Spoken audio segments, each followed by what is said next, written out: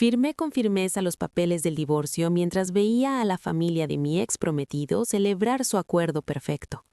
Creían haber encontrado a una mujer desesperada que resolvería sus problemas financieros. Si tan solo supieran que la firma que estaban consiguiendo valía más que todo su imperio. El aire en la sala de juntas del bufete era del color del té y olía a limpiador de alfombras caro y desalmado. Amelia se sentía como un fantasma vagando por el escenario de su propia muerte. Los últimos 6 meses de su vida habían sido un lento y doloroso desangrado. Hoy era el día del brindis. Frente a la enorme mesa de caoba pulida estaba sentado Eduardo, el hombre que una vez le prometió eternidad y a cambio le entregó una tabla con sus bienes comunes, meticulosamente detallada y con una gran ponderación a su favor. No estaba solo. Carla, su potencia, le sostenía la mano. Carla era una sinfonía de tonos graves. Su suéter de cachemira, sus pantalones bombachos, sus tacones altísimos, todo en sutiles tonos crema y marrón. Una paleta que denotaba opulencia natural. Su cabello rubio con reflejos tan artísticos que parecía oro y en su muñeca un reloj de oro rosa que reflejaba la tenue luz de la tarde. No miraba los documentos legales, admiraba el brillo de los diamantes de su reloj. Mientras tanto, Eduardo parecía salido de las páginas de una revista de finanzas para hombres. Su traje de Tom Ford le sentaba como una segunda piel y desprendía la confianza petulante e inquebrantable de un hombre que acababa de ganar. Y ella lo había hecho. Había pasado 1 año vaciando sus cuentas conjuntas para financiar su vida secreta con Carla, y luego contrató a los mejores abogados del mundo para asegurarse de que Amelia, quien ganaba el sueldo de una archivista universitaria, se viera aplastada por el peso de los honorarios legales si se atrevía a resistirse. ¿Podemos darnos prisa?, preguntó Eduardo con un suave barítono que Amelia ahora reconoció como un juego. Hizo un gesto vago en su dirección. Algunos tenemos una cita para tomar el té a las 2. La abogada de Amelia, una amable pero desconcertada abogada de interés público llamada Sara, carraspeó. Estamos esperando a que la señora Ayes firme el acuerdo de rescisión definitivo, señor Davenport. Como ya se ha dicho, Amelia renuncia a todo derecho a ingresos futuros y pensión alimenticia a cambio de los 6 meses restantes de alquiler y un pago único de 10.000 euros. 10.000 euros. Parecía un insulto, y ese era el punto.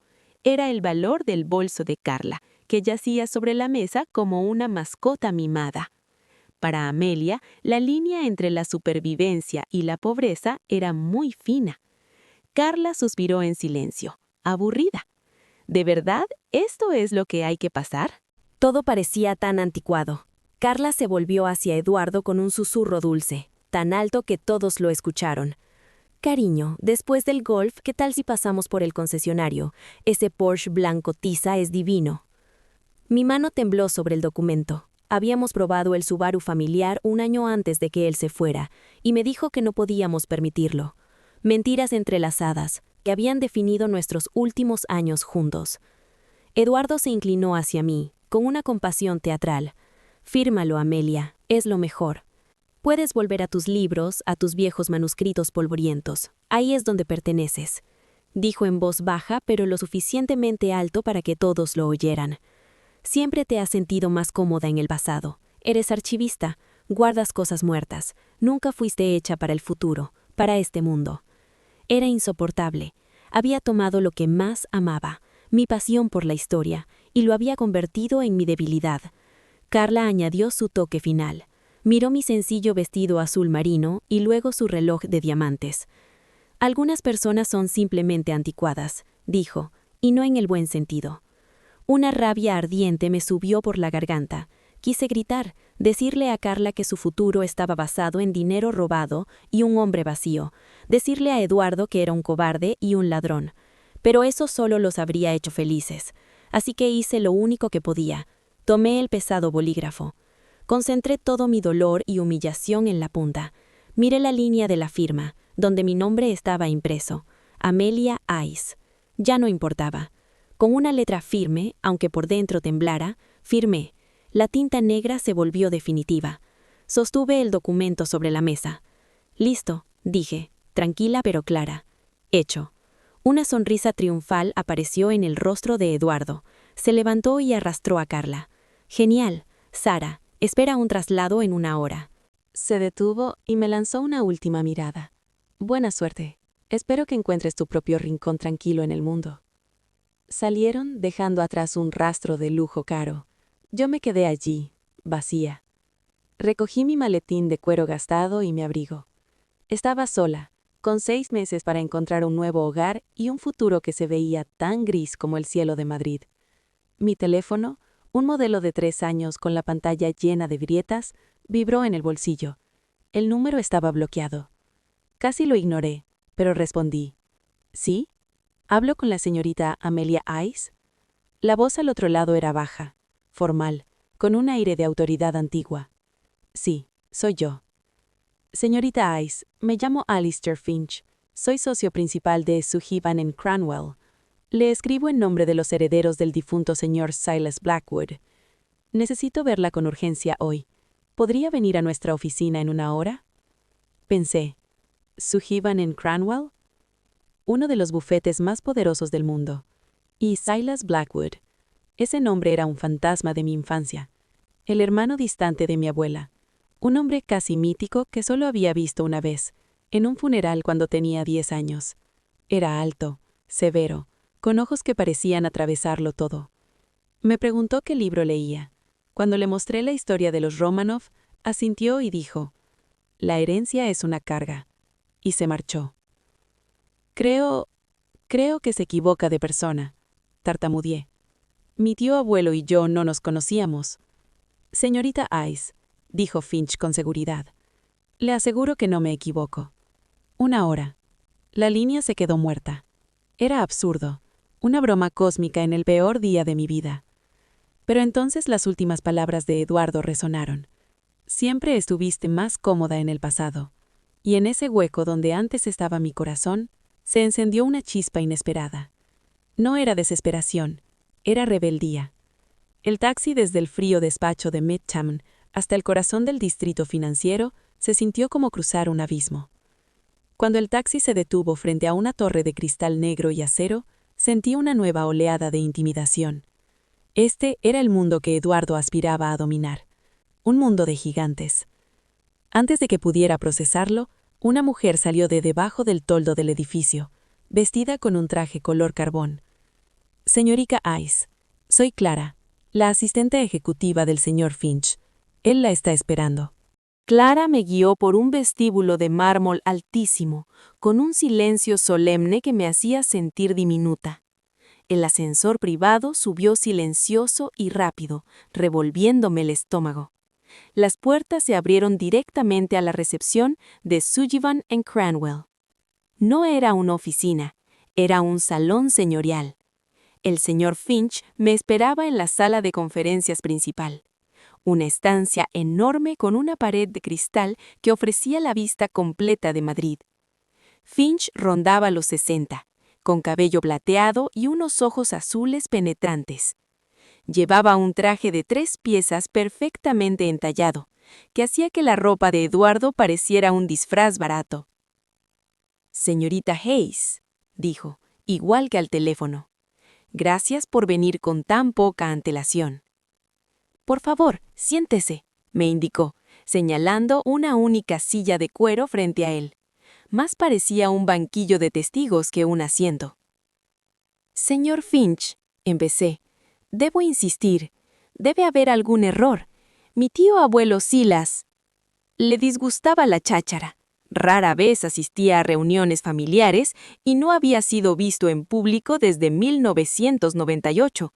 Terminó él por mí, con una leve sonrisa. Lo sé, fui su abogado, su confidente y uno de sus pocos amigos durante los últimos 40 años. «Y hablaba de usted, señorita Hayes», continuó Finch. «No a menudo, pero con interés específico y notable. Me quedé muda. Sabía que eligió una vida académica, prosiguió Finch. Sabía que se convirtió en archivera. Una vez me dijo, Amelia preserva legados. El resto del mundo solo los consume. Admiraba eso. Lo veía como una señal de carácter. Lo que nos trae al propósito de esta reunión, dijo, me temo que traigo malas noticias. Silas falleció pacíficamente mientras dormía hace 3 días. Tenía 98 años. Sus instrucciones tras su muerte fueron claras. Primero, sellar su patrimonio. Segundo, contactarla a usted. Sacó un grueso portafolio de cuero de la mesa. Esta es una copia certificada del último testamento de Silas Blackwood, ejecutado hace 6 meses. Mi corazón martillaba. Esto era real. ¿Me dejó algo?, pregunté en un susurro. ¿Un pequeño recuerdo? ¿Un libro viejo? Finch me miró con una intensidad que parecía leer mis pensamientos. Señorita Hayes, para entender a Silas debe comprender la obra de su vida. Fue el fundador y único propietario de El Legado Global. El nombre me sonaba, aunque de lejos. El Legado Global era un conglomerado privado enorme. Un gigante silencioso en energía, logística y tecnología. Siempre fueron discretos. Su poder no hacía ruido, pero era profundo y masivo. Finch explicó que una auditoría interna reciente valoraba sus activos, de forma conservadora, en unos 75.000 millones de dólares. El número quedó flotando en el aire, tan grande que parecía irreal. Me sentí mareada. Silas no tuvo hijos. Sus otros familiares eran primos lejanos, a quienes dejó fideicomisos pequeños. Creía que la riqueza sin propósito era una enfermedad. Quería que su imperio fuera administrado, no derrochado. Buscaba a alguien con sentido de la historia y del deber. Alguien que entendiera que el pasado se conserva para construir un futuro que valga la pena. Finch deslizó una sola hoja color crema sobre la mesa. Era una carta escrita a mano. La letra temblaba, pero tenía fuerza. Amelia, comenzaba. Si estás leyendo esto, mi cuenta ya está cerrada. No me llores. Solo te vi una vez, pero nunca olvidé a la niña que leía sobre imperios caídos mientras los demás chismeaban. He seguido tu carrera desde lejos. Elegiste una vida noble, tranquila y poco rentable. Elegiste el legado antes que el dinero. Por eso tienes mi respeto. Y ahora mi carga. El legado global es una bestia poderosa, rodeada de chacales. Te verán como débil. Te pondrán a prueba. No se los permitas. Tienes habilidades más valiosas que cualquier MBA. Sabes encontrar la verdad enterrada en papeles. Sabes reconocer una falsificación. Y entiendes el valor de una historia que ha sobrevivido. Esta empresa es mi historia. No dejes que la borren. Silas. Sentí cómo las lágrimas me llenaban los ojos. Un hombre al que casi no conocí me había visto y entendido mejor que el hombre con el que compartí mi vida. Finch guardó silencio, dejando que el peso de la carta se asentara antes de dar la última noticia. Señorita Hayes, Amelia, dijo Finch, Silas Blackwood le nombró única beneficiaria de todo su patrimonio. Usted es ahora la propietaria del Legado Global y de todos sus activos. Heredó su fortuna, su empresa, su legado y su carga. El mundo se me inclinó bajo los pies. No, susurré. Eso es imposible. Tengo 10.000 euros a mi nombre y 6 meses antes de quedarme sin casa. Me gano la vida catalogando cartas del siglo XIX. Y precisamente por eso la eligió, respondió Finch. Pero hay una condición, un crisol, como él lo llamaba. Silas sabía que el consejo intentaría devorarme. El testamento exige que asuma el cargo de presidenta del Consejo de Administración del Legado Global y lo mantenga durante 1 año completo. Debo defender mi puesto de todos los ataques. Si renuncio, o si me obligan a dimitir antes de que termine el año, todo el patrimonio se disolverá y será donado a un fondo mundial. Me quedaría sin nada. Presidenta del Consejo. Sonaba como un idioma extranjero, de un planeta hostil. El miedo fue paralizante, pero entonces apareció una imagen clara en mi mente. La sonrisa condescendiente de Eduardo, la mirada de Carla brillando sobre su reloj, y sus palabras finales afiladas como cuchillas. Preservas cosas que están muertas. Silas no me había visto como alguien atrapada en el pasado, me había visto como una guardiana de lo que perdura. Miré a Lister Finch directo a los ojos. Cuando hablé, mi voz ya no temblaba. Sonaba firme, tranquila, como la de una archivera a la que acababan de confiarle el documento más importante de su vida. ¿Cuándo empiezo? Las horas siguientes fueron irreales. Finch me llevó por el torbellino inmediato. Me explicó la estructura corporativa. Un laberinto con intereses en todo desde logística marítima hasta tecnología satelital. El consejo será tu mayor desafío, dijo. Está liderado por el actual director general, Marcos Torne. Fue el protegido de Silas durante 30 años. Es brillante, despiadado y esperaba ser el sucesor. No te verá como una propietaria, te verá como un error administrativo que debe corregirse. Se preparó un comunicado de prensa. La muerte de Silas, junto con la revelación de su heredera, sacudiría al mundo financiero. Te convertirás en una figura pública de la noche a la mañana, Amelia, me advirtió Finch. Tu vida será examinada con lupa, me advirtió Finch. Un Mercedes Maybach blindado me llevó de regreso a mi apartamento en un barrio modesto. El trayecto fue silencioso. La ciudad ya no se veía igual. Ahora parecía un tablero de ajedrez. Dentro de casa, los restos de mi vida con Eduardo estaban por todas partes. Fantasmas. Me senté en el sofá y volví a leer la carta de Silas. ¿Sabes cómo encontrar la verdad enterrada en montañas de papel? No era solo un elogio, era una misión. Mi viejo teléfono vibró. Un mensaje de Eduardo. Hola, espero que estés bien. Perdón si Carla fue un poco brusca. Avísame cuando llegue la transferencia. Tal vez podríamos vernos algún día. Sentí la indulgencia como un golpe físico. Borré su contacto con una sensación definitiva. Se había terminado. A la mañana siguiente, el mundo tembló. A las 9:01 a.m., se publicó el comunicado oficial. Silas Blackwood, fundador de The Global Legacy, había fallecido a los 98 años. El fideicomiso nombraba a la archivista universitaria Amelia Ice como única heredera y nueva presidenta. Mi viejo teléfono empezó a vibrar sin parar sobre la mesa. Notificaciones, mensajes, alertas. La primera llamada que atendí en mi nuevo dispositivo cifrado fue de mi madre. La segunda fue de mi hermana, gritando de alegría. Luego, el viejo teléfono volvió a sonar. Un número que conocía de memoria. Eduardo. Contesté, pero no hablé. Amelia, Amelia, ¿lo estás viendo? ¿Es real? Está en todas las pantallas de la bolsa.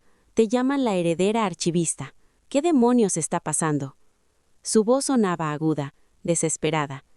Es verdad, Eduardo, dije con calma. Hubo un silencio largo. Luego su tono cambió.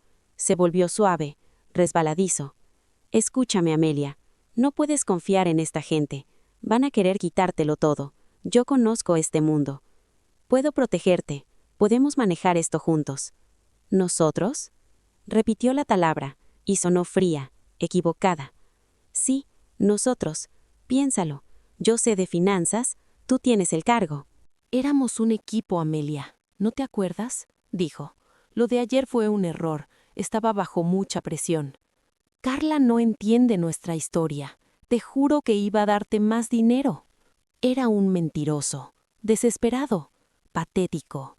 Y por primera vez, no lo miré con el dolor del amor que aún quedaba, sino con la calma fría de un historiador. Dijiste que yo pertenecía al pasado, Eduardo, respondí. Dijiste que era una reliquia. Entonces, ¿por qué necesitas una reliquia a tu lado? No hablaba en serio, dijo rápido. Solo quería motivarte. Siempre supe que tenías potencial. Escuché una voz aguda al fondo. Era Carla. Eduardo, ¿con quién hablas? ¿Es ella? ¿Qué pasa? Espera, cariño. Sí, La oigo, dijo él. Amelia, escúchame, tenemos que vernos. Puedo arreglar esto, me desharé de Carla, siempre fuiste tú, siempre. Ese último resto de mi corazón roto se evaporó. La codicia lo quemó todo. Adiós, Eduardo, dije, sin emoción, y colgué. El asedio había comenzado. Mi vida anterior había terminado. Ya no era Amelia Hayes, la exesposa humillada. Ahora era Amelia Hayes, presidenta de Global Legacy, y tenía un imperio entero frente a mí. Los días siguientes fueron una prueba real. Me trasladaron a la residencia de Silas, en lo alto de una torre de cristal y acero, una fortaleza con vistas a Central Park. Mi nueva vida se convirtió en un entrenamiento brutal de 18 horas diarias, finanzas, gobierno corporativo, seguridad, el mundo de los multimillonarios sin filtros. Pero las noches eran mías, y sola, en esa torre de cristal, hice lo que mejor sabía hacer. Me perdí en los archivos.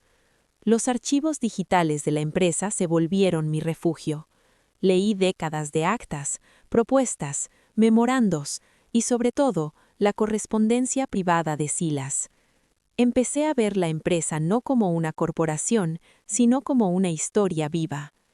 Vi el ascenso de Marcos Torne, primero un analista brillante, luego un jefe implacable y finalmente director ejecutivo. Sus informes cambiaban con el tiempo, cada vez hablaban más de resultados trimestrales, un lenguaje que casi nunca usaba Silas. Mi primera reunión con el consejo estaba programada para la semana siguiente. Finch me advirtió que sería una trampa. Marcos intentará ridiculizarte, me dijo. Presentará algo complejo y exigirá una respuesta inmediata. Quiere probar que eres solo una figura decorativa. La mañana de la reunión me puse mi armadura, un vestido gris oscuro de Armani, tacones bajos pero firmes y el cabello recogido en un moño limpio y elegante. Al entrar en la sala de juntas, el silencio fue intencional. Los 10 miembros del consejo me observaron sin disimulo. Marcos Thorne presidía la mesa. Pasaba de los 50, con un rostro patricio y la mirada fría de un halcón. No se levantó. «Señorita Hayes», dijo, con un tono autoritario. «Bienvenida. Debo admitir que su nombramiento fue inesperado». Caminé hasta la silla vacía al fondo de la mesa, la de Silas.